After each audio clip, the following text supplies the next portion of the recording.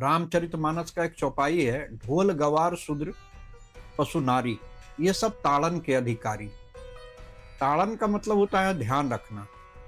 ढोल में अगर कोई कमी आ जाए तो हम जब ध्यान रखते हैं तो उसको हम टाइट करते हैं और वो उसकी आवाज ठीक हो जाती है।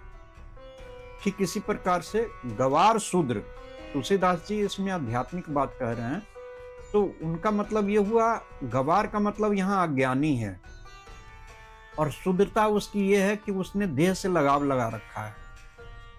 पशु क्या है? तो पशुवत व्यवहार। नारी का मतलब चित्त है कि चित्त को उसने शरीर और संसार से लगा रखा है, तो उसका व्यवहार जो है वो पशु के समान ही हो रहा है।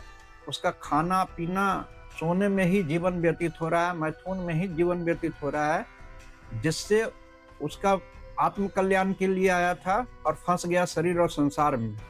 तो तुलसीदास जी उस अद्वैत ब्रह्म को बताना चाह रहे हैं कि उसमें नारी जो है वो वास्तव में हमारा पिंगला है और पिंगला जो है ये पुरुष है।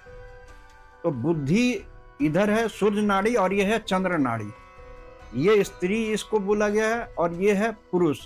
तो जो हमारी बुद्धि है वो शरीर से लगने के कारण गमारों का जैसा व्यवहार हो रहा है, और ठीक इसी प्रकार से जो ये चांद है इधर स्त्री है कि हमारे चित्त को भी पवित्र रखना है, और वहां परमात्मा को स्थान देने की जगह जो शरीर और संसार को हमने दे रखा है वहां से चित्त को हटा के परमात्मा में लगाना है, अपने बुद्धि को भी परमात्मा में लगाना है, ताकि हम अपना आत्म कल्याण कर सकें। तुलसीदास जी उसी अद्वैत ब्रह्म को हम लोगों को बताना चाह रहे हैं, क्योंकि उन्होंने खुद जाना है, सिया राम मैं सब जग जानी। निर्मल चित्त से ही उस सत्य को जाना जा सकता है।